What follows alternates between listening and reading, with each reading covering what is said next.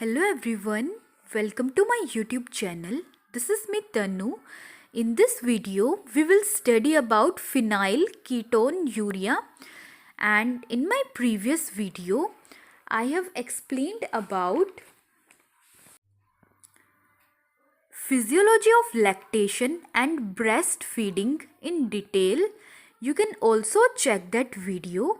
So without any delay, let's start the video. जो phenyl ketone urea होता है ये एक ऑटोसोमल रेसेसिव डिसऑर्डर होता है. ठीक है, ये होता है एक ऑटोसोमल रेसेसिव डिसऑर्डर. एंड इसके अंदर क्या होता है, जो क्रोमोसोम 12 होता है उसकी वजह से ये डिसऑर्डर देखने को मिलता है. एंड ये एक प्रोटीन का डिसऑर्डर होता है. किस चीज़ का? प्रोटीन का डिसऑर्डर होता है. इसके अंदर जो फिनाइल एलानाइन अमीनो एसिड होता है उसका लेवल बॉडी के अंदर इंक्रीज़ हो जाता है.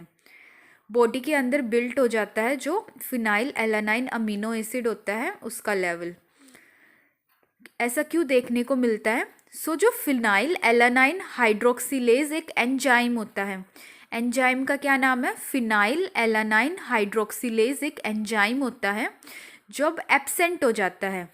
ये एंजाइम जब एब्सेंट हो जाता है तो क्या होता है, ये देखने को मिलता है ये डिसऑर्डर. नाउ जो फिनाइल एलानाइन हाइड्रोक्सिलेज एंजाइम है इसका काम क्या होता है?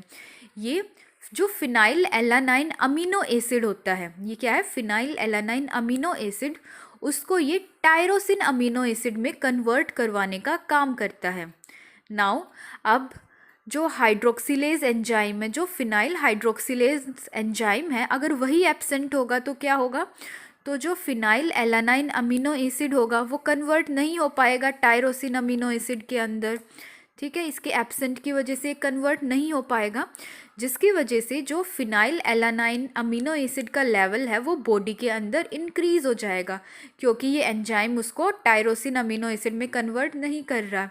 तो now phenyl alanine amino acid का लेवल बॉडी में बढ़ जाएगा, जिसकी वजह से ये डिसऑर्डर देखने को मिलता है. नाउ जब ये फिनाइल एलानाइन अमीनो एसिड का लेवल बॉडी के अंदर बढ़ जाता है तो उस टाइम पर इसको कंपनशेट करने के लिए लीवर इम्पॉर्टेंट रोल प्ले करता है. ठीक है, इसको कंपनशेट करने के लिए लीवर आता है, इस बढ़े हुए फिनाइल एलानाइन को कंपनशेट करने के लिए आता है. तो जब फिनाइल एलानाइन का लेवल बॉडी के अंदर इंक्रीज़ हो जाएगा, इस अमीनो एसिड का लेवल, तो इसको कंपनशेट कौन करेगा? लीवर कंपनशेट करेगा इस बढ़े हुए लेवल को. तो जब लीवर इसको कंपनशेट करेगा तो जो लीवर होगा वो फैटी एसिड के मेटाबॉलिज्म को इंक्रीज़ करवा देगा. ठीक है, कंपनशेट करेगा तो फैटी एसिड का जो लेवल होगा उसको जो लीवर होगा वो करवा देगा इंक्रीज़, जिसकी वजह से नाउ अब जब भी फैटी एसिड का जो मेटाबॉलिज्म है वो इंक्रीज़ हो जाता है तो उसकी वजह से कीटोन बॉडीज़ का फॉर्मेशन देखने को मिलता है. ठीक है, जब ज़्यादा फैटी एसिड का मेटाबॉलिज्म होगा तो उसकी वजह से कीटोन बॉडीज़ का प्रोडक्शन होता है. नाउ इसकी वजह से क्या होगा, जो कीटोन बॉडीज़ होंगी उनका जो प्रोडक्शन होगा वो इंक्रीज़ हो जाएगा. अब नाउ जो इंक्रीज़ कीटोन बॉडीज़ होती है वो बॉडी के लिए बेनिफिशियल नहीं होती, ये हार्म करती है बॉडी को. ठीक है, जब इंक्रीज़ हो जाएगा कीटोन बॉडीज़ का प्रोडक्शन तो ये क्रॉस कर देंगी जो ट्रिपल बी होगा, जो ब्लड ब्रेन बैरियर होगा उसको ये क्रॉस कर देगी, जिसकी वजह से एमआर देखने को मिलेगा. चाइल्ड मीन्स मेंटल रिटार्डेशन देखने को मिलेगी इसकी वजह से. नेक्स्ट सीजर देखने को मिल सकते हैं.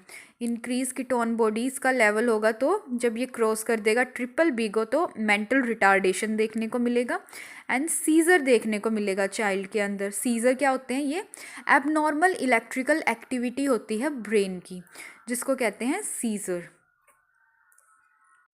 नाउ जब कीटोन का लेवल बढ़ जाता है तो इस बढ़े हुए लेवल को चेक करने के लिए कुछ टेस्ट परफॉर्म किए जा सकते हैं, कुछ डायग्नोस्टिक टेस्ट होते हैं जो परफॉर्म किए जा सकते हैं. यूरिन के अंदर जो कीटोन होते हैं उसके लेवल को चेक करने के लिए एक टेस्ट परफॉर्म किया जाता है जिसको कहते हैं रोथरा टेस्ट. रोथरा टेस्ट क्या करता है? ये कीटोन के लेवल को चेक करता है यूरिन के अंदर. नेक्स्ट नाउ जो फिनाइल एलानाइन हाइड्रोक्सिलेज एंजाइम होता है उसको एसेस करने के लिए भी एक टेस्ट परफॉर्म किया जाता है जिसको कहते हैं गुथ्रिक टेस्ट या नियोनेटल हील टेस्ट। ये एसेस करता है जो कि फिनाइल एलानाइन हाइड्रोक्सिलेज एंजाइम है उसके लेवल को बॉडी में।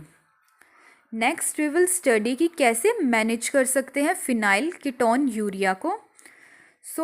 जो इसको मैनेज करने के लिए लो फिनाइल एलानाइन डाइट प्रोवाइड करनी होती है। लो फिनाइल एलानाइन डाइट कैसी? इसके अंदर अवॉइड करना होता है जो एस्पार्टम डाइट होती है। एस्पार्टम डाइट जैसे पिज़्ज़ा हो गया, बर्गर हो गया, चॉकलेट हो गया, इन सबको अवॉइड करना होता है। एंड एक तरीके से कह सकते हैं इसके अंदर लो प्रोटीन डाइट भी दी जाती है। ठीक है, प्रोटीन का लेवल कम होना चाहिए डाइट के अंदर।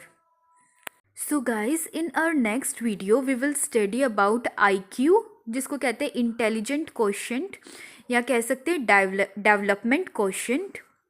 And that's it for today.